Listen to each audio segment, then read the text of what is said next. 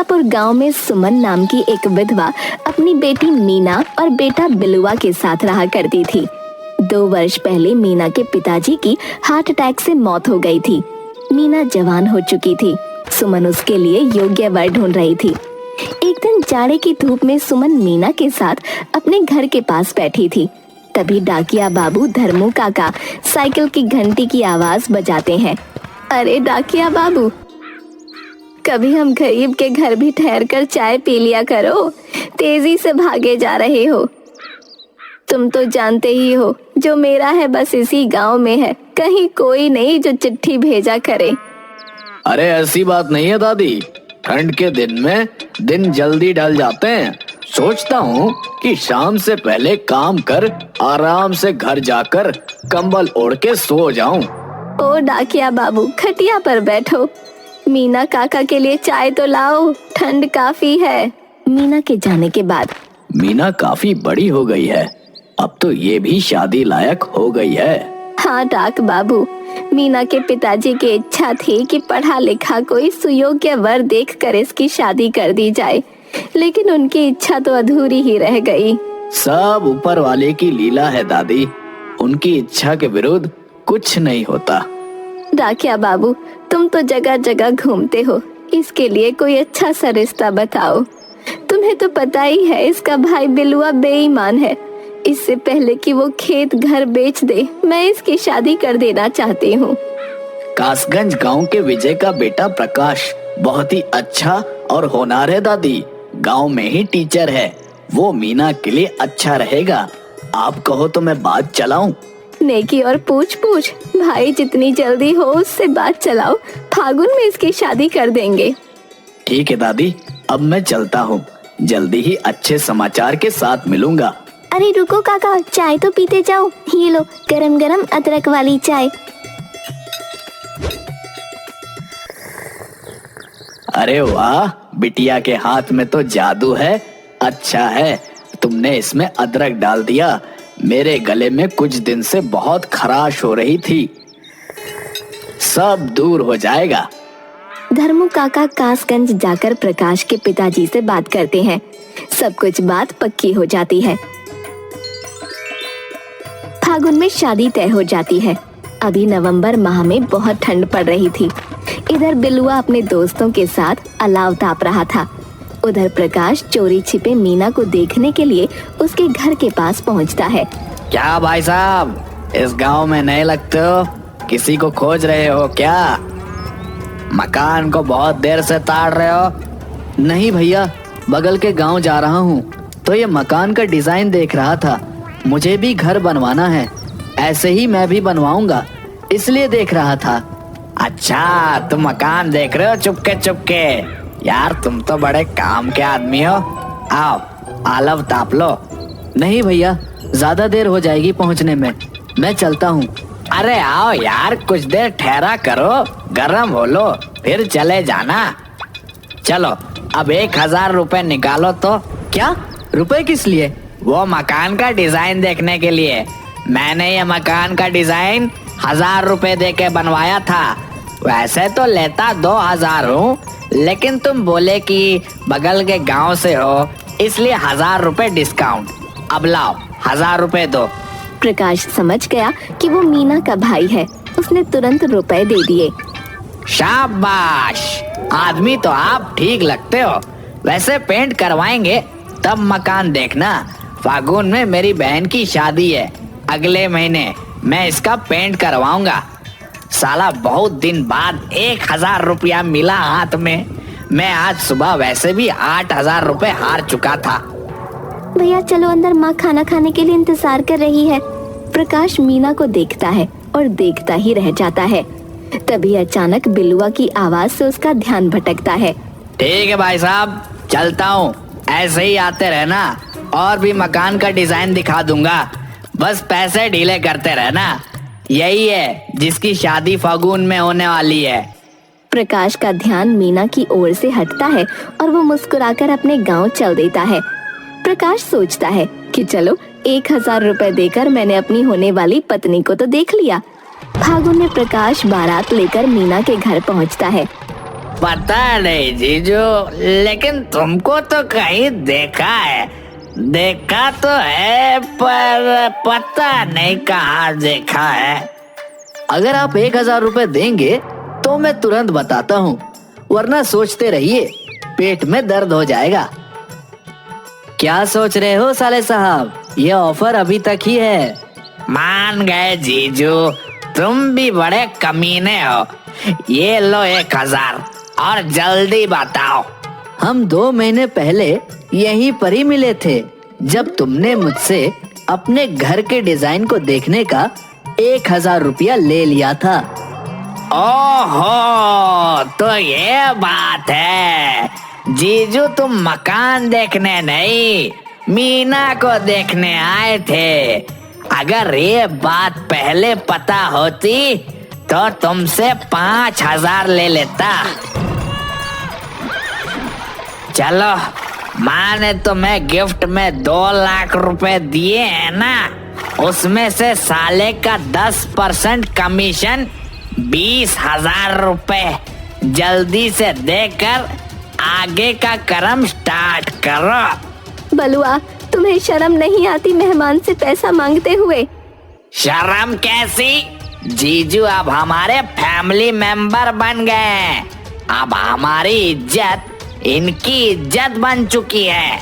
हमसे मेरे दोस्त दारू पार्टी मांग रहे हैं, मेरी इज्जत दांव पर लगी है। उसके लिए जीजू इतना भी नहीं कर सकते क्या? प्रकाश 20,000 रुपए देकर बिलुआ से किसी तरह पीछा छुड़ाता है। संयोग से कुछ दिन बाद प्रकाश का ट्रांसफर हो जाता है। रविवार के दिन डाकिया धर्मू काका प्रकाश के घर पहुंचते हैं। मीना बेटी, अरे ओ मीना बेटी। अरे आइए आइए डाकिया चाचा, कैसे हैं? बहुत दिन बाद इधर आए। रविवार छुट्टी के दिन भी काम कर रहे, इतनी भीषण गर्मी में क्यों बाहर निकलते हो चाचा? अरे बेटा, काम तो काम है, उसको करना ही पड़ेगा।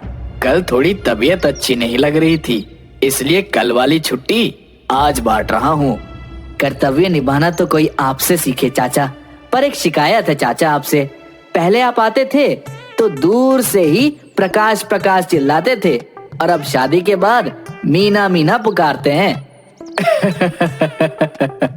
बेटा, घर असल में गृहिणी का ही होता है, और मीना बेटी को तो मैं बचपन से ही देख रहा हूँ। ओह, मुझे तो मालूम ही नहीं था कि मेरा घर अब मीना का घर बन चुका है। लो, मीना भी आ गई। प्रणाम धर्मू काका, कैसे हैं? मेरे घर का हालचाल बता दीजिए, बहुत दिन से वहाँ का समाचार नहीं मिला। घर का हाल तो बहुत बुरा है बेटी, अब मैं क्या कहूँ। बिलवा की आदत तो तुमसे छिपी तो नहीं है। रोज दारू पीकर जुए में हार कर आता है और सुमन दादी से झगड़ा करते रहता है। काका, यही सब देखकर तो मैंने कई बार उनसे कहा कि तुम यहाँ आ जाओ, लेकिन उसका पुत्र मोह और बेटी के यहाँ जाकर नहीं रहने का सिद्धांत, उन्होंने मेरी बात नहीं मानी। रो मत बेटी, अब तुम्हें मैं एक अच्छी खबर सुनाता हूँ। प्रकाश का ट्रांसफर तुम्हारे ही गांव के मध्य विद्यालय में हो गया है। अब तुम वहाँ रहकर कम से कम माँ को देख रेख कर सकती हो। सच काका? भगवान तेरा लाख लाख शुक्रिया। चलिए, ये भी अच्छा ही हुआ। मेरे घर में यहाँ पर भैया और भाभी तो हैं ही, माँ पापा की सेवा करने के लिए। इसकी माँ की ही चिंता मुझे हमेशा लगी रहती थी। एक सप्ताह बाद प्रकाश सीतापुर गांव के मध्य विद्यालय का प्रभारी पद संभाल लेता है और वहीं पर एक क्वार्टर लेकर रहने लगता है। मीना बराबर अपने मायके आती जाती रहती है। एक दिन छुट्टी के दिन प्रकाश और मीना सुमन के घर पर खाने को आए हुए थे। तभी बाहर से सरपंच की आवाज आती है। सुमन भाभी, अरे ओ सुमन भाभी, जरा बाहर तो आना। क्या बात है सरपंच जी, आज हम गरीबों की कुटिया का रास्ता कैसे भूल गए?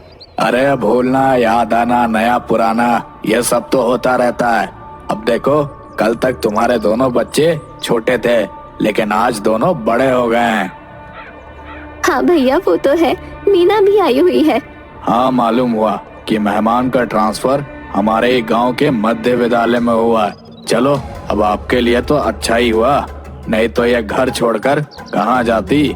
कम से कम गांव में आपको मीना का क्वार्टर में एक ठिकाना तो मिला। ठिकाना मतलब? मैं कुछ समझी नहीं। देखो दादी, बिलवा इस मकान पर जुआ खेलने के लिए कर्ज पे कर्ज लेता गया। अब इस मकान की कीमत से ज्यादा कर्ज वो उठा चुका है। मैं ज्यादा दिन तक बर्दाश्त नहीं कर सकता। अब तुम्हें मकान खाली करना पड़ेगा।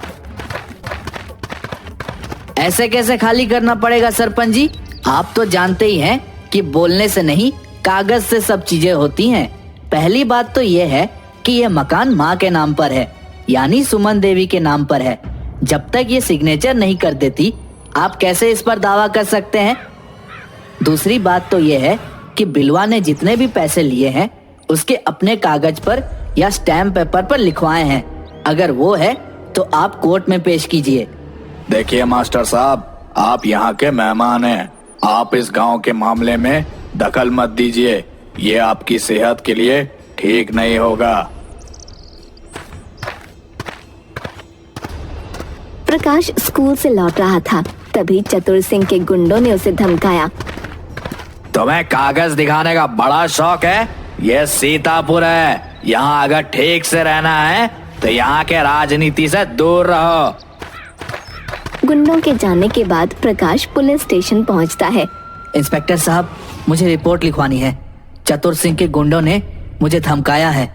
देखो मास्टर साहब, आप इस गांव में नए हो। जहाँ तक मुझे जानकारी है, सरपंच चतुर सिंह गांव के एक प्रतिष्ठित व्यक्ति है। आपको जरूर कोई गलतफहमी हुई है। घर जाइए और आराम कीजिए। प्रकाश जब थाने से निकलता है तो इंस्पेक्टर तुरंत चतुर सिंह को फोन लगा देता है। हेलो सरपंच जी, मास्टर आपके खिलाफ कंप्लेंट करने आया था। मैंने समझा बुझाकर भेज दिया है, पर पढ़ा लिखा है, देख लेना कहीं बात आगे तक ना ले जाए। जानकारी देने के लिए शुक्रिया इंस्पेक्टर साहब। लगता है इस मैटर को मास्टर स्ट्रोक देना ही पड़ेगा।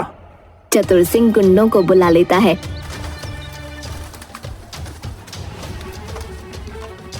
गुंडे रास्ते में प्रकाश को घेर लेते हैं। ये ले,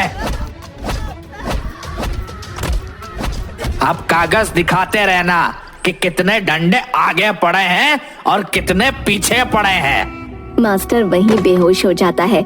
किसी ने मीना को बताया कि मास्टर साहब रास्ते में घायल होकर गिर पड़े हैं। मीना और स्कूल स्टाफ प्रकाश को शहर के हॉस्पिटल में भर्ती करवाते हैं। इधर बिलुआ के घर। सारा सामान घर से बाहर फेंक दो। सरपंच साहब ऐसा मत कीजिए, हम कहाँ जाएंगे? जाओ उस मास्टर के क्वार्टर में। बहुत कागज दिखाने का मांग कर रहा था, अब हॉस्पिटल में अपना जख्म दिखा रहा है। देखो सरपंच जी, ये अच्छी बात नहीं है। तू चुप कर शराबी, मुझे धमकी देता है।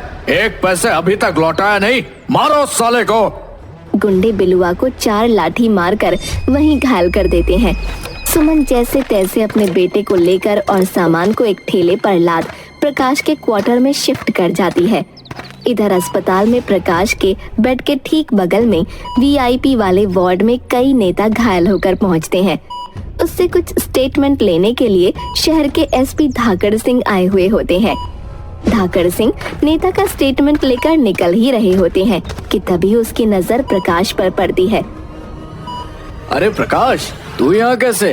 अरे कैसे हो मेरे दोस्त, बहुत दिन बाद मिले। मस्त हूँ यार, सिविल सर्विस निकलने के बाद एसीपी बन गया हूँ। इसी जिले में एसीपी हूँ। तू बता, मास्टरी कैसी चल रही है? अरे यार, गांव के एक बेईमान सरपंच ने गुंडे भेजकर मेरा ये हाल कर दिया है। तो तूने थाने में कंप्लेन क्यों नहीं किया? गया था मेरे दोस्त, पर तू तो जानता ही है अपने डिपार्टमेंट को। इंस्पेक्टर टोंडे ने एफआईआर करने से मना कर दिया। एक मिनट, डीसीपी साहब, मैं एसीपी बोल रहा हूँ। थोड़ा सीतापुर थाने के इंस्पेक्टर को लाइन पर लाना। बोलो एसीपी साहब बात करेंगे। दूसरी तरफ फोन पर, सर जय हिंद सर। इंस्पेक्टर साहब, आपके इलाके में मेरा एक दोस्त मास्टर प्रकाश है। सुना है उसका एफआईआर करने से आपने मना कर दिया था। नहीं सर, वो गलतफहमी हो गई थी सर, सॉरी सर। कल 10 बजे तक उस सरपंच की सारी क्राइम कुंडली मेरे टेबल पर चाहिए। अगर नहीं हुई तो लाइन हाजिरी के लिए तैयार रहना। जी सर। क्या जी सर? लाइन हाजिरी होने के लिए? नहीं सर, जी जी सर। बहुत बहुत शुक्रिया मेरे दोस्त। अरे इन गुंडों को तो तेरा भाई अच्छे से खबर लेगा, तू फिक्र ना कर। दूसरे दिन चतुर सिंह के खिलाफ एफआईआर दायर कर इंस्पेक्टर टोंडे उसे गिरफ्तार कर कोर्ट में पेश करता है। सुमन के घर को कब्जा मुक्त कर सुमन को वहां शिफ्ट करवाता है। उधर कोर्ट सरपंच को 6 महीने जेल की सजा सुनाता है। प्रकाश ठीक होकर घर आ जाता है। जीजू मुझे माफ कर दो प्लीज, आज के बाद दारू जुए को हाथ तक नहीं लगाऊंगा। बेटा, जो काम हमने 25 वर्षों में नहीं किया वो तुमने 6 महीनों में कर दिखाया। भगवान ऐसा दामाद और बेटा सभी को दे।